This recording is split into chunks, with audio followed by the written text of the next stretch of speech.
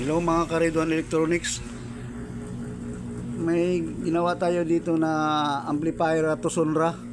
Ang model DE-8660. Ang problema nito, una dito may sunog na nasunog ang ano niya, ang isang channel dito hindi gumana dito, pati din sa itong isa.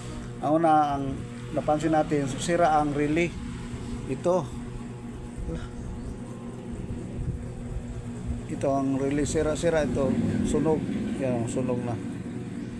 Tapos maraming power transistor din ang na ano din.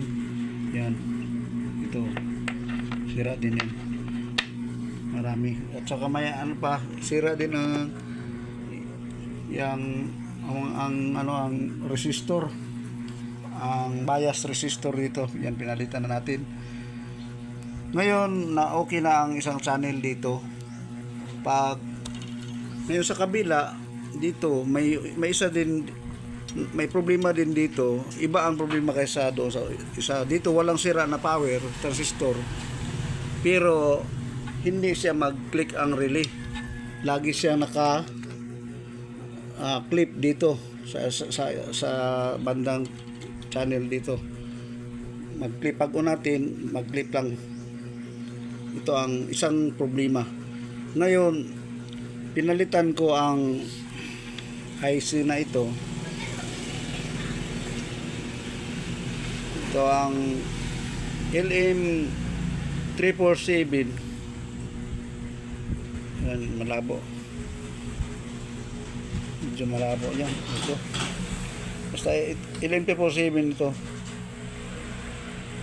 Yan. LF pala. LF347. Op amp. Quad op amp na LF347. Pinalitan natin dito. Kaya hindi na siya mag-clip. Okay na. Ngayon, ang problema, hindi pa rin umikot ang blower niya. May problema din pala siya sa dito, may problema din dito sa supply ng blower. Ito, pinalitan ko ang senior diode dito. Wala nang senior diode. Saan na to? Pero yan, pinalitan natin ang senior diode dyan kasi ito sira, 3.9 volts. Pinalitan natin to kasi wala, may ano lang, short na dito. Ito ang pinalit natin. Same pa rin ang value niya, 3.9 din.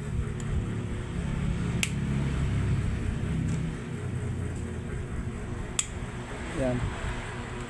Dito yan, itong senior diode dito, trigger yan sa dito sa transistor na malaki ito. Yan, ito ang nag-control sa supply ng blower. Dumaan sa dito sa switching transistor na 2N5551. Tapos may nakalagay na senior diode na 3.9 volts. Ito ang ano niya, ang sira dito, ang short. Ngayon mag-testing na tayo. Basta ibalik ko muna. Tuloy lang ang video natin. Wala na kasi itong edit.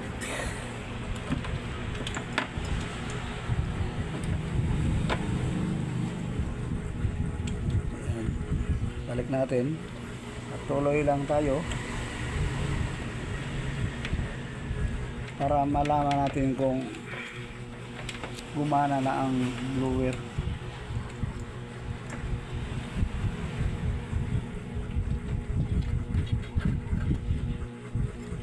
Ground. Ay, opo. Naalis pala ang terminal ng ground dito. Balik muna natin. Hindi ko napansin agad. Dito pala, oh.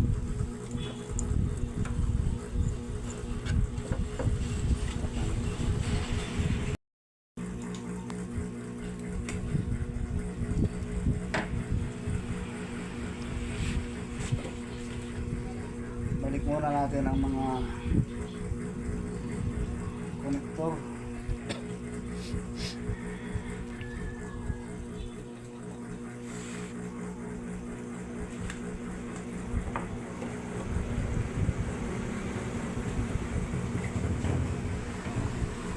was short lang. Kasi puro metal ang mga ano ng screw ang sa ilalim niya, metal din. Hindi kapag hindi natin ito balik, baka ma-short sa ilalim. Dagdag problema na naman.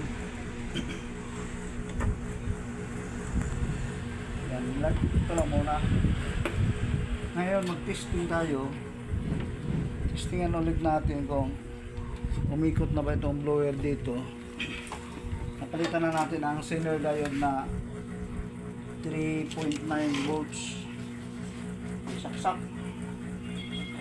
Okay, saksak na. Tingnan natin kung umikot ang blower. Oh. Yun oh. Umikot na. Silang dalawa. So, ibig sabihin, gumana na ang testingan natin, tugtugin natin. Uy! Tara! Pagkakaan nito dito. Testingan natin, patugtugin natin.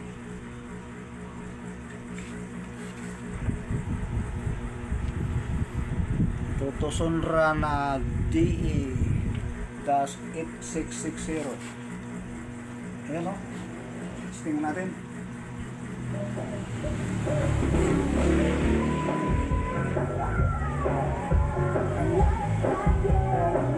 Okay na guys. Kumana na. Sana may natutunan din kayo sa kahit sa maliit na paraan. Pinapaliwanag ko na lang ang ibang ang ibang problema kasi napaka taas na ng video kung i-ano pa natin, isa-isahin pa natin. Kaya ngayon, ito na kuha natin. Una, may sira ang relay, sunog. Tapos sunog ang mga itong resistor dito, transistor, maraming sira. At saka may short pa rin yung 2N3904 at 2N3906. Short din yun. Ngayon, okay na yan. Ang isa dyan, pagkatapos dito pala, may mas matagal pa pala ang problema dito. Magpalit pa tayo ng IC. Kasi na yun. Okay. Sana mag-subscribe din kayo sa Red One Electronics para makatulong din kayo sa akin. Maraming salamat sa inyong panonood. Thanks be to God.